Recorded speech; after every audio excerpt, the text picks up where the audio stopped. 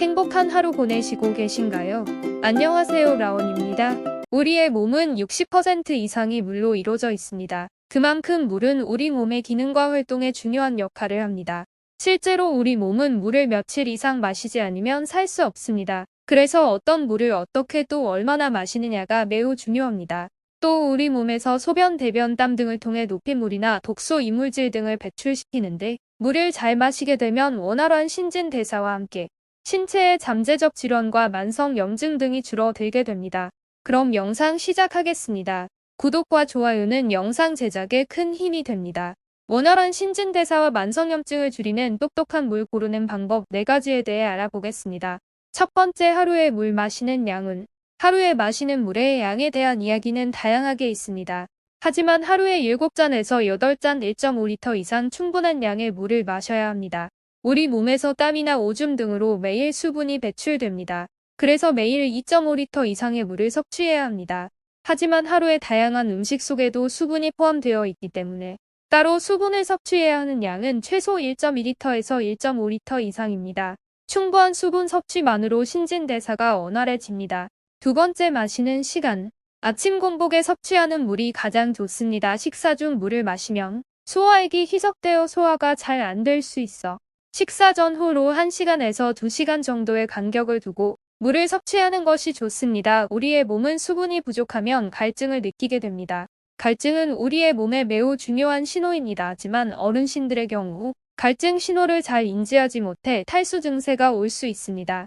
따라서 갈증을 느끼면 반드시 물을 바로 마실 수 있도록 해야 합니다. 어르신들의 경우 갈증 여부와 상관없이 규칙적으로 물을 섭취하는 것이 좋습니다.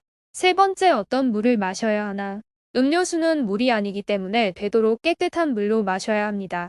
음료수에는 당분이 많이 함유되어 있어 체중 증가를 비롯한 여러 가지 대사적인 문제를 유발할 수 있습니다. 커피는 한 잔 마셨다면 같은 크기의 잔으로 물 2잔을 보충해 줘야 할 정도로 많은 수분을 몸 밖으로 배출시킵니다.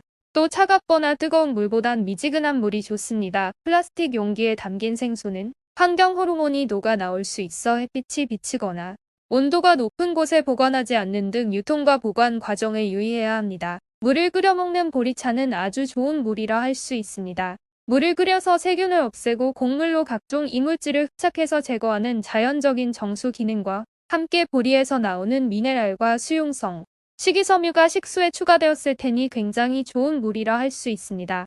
네 번째, 시판 물 선택 요령. 첫째, 미네랄 워터. 우물이나 지하 안반 등에서 길어 250에서 500ppm의 미네랄을 함유하는 물로 미네랄 특유의 향이 날 수 있습니다.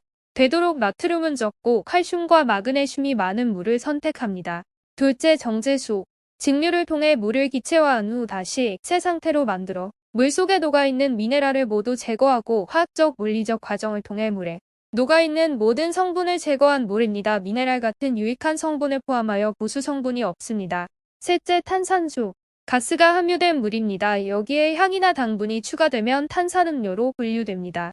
pH가 낮아 치아 표면을 부식시킬 수 있으므로 마신 후에는 가볍게 물로 헹구는 것이 좋습니다.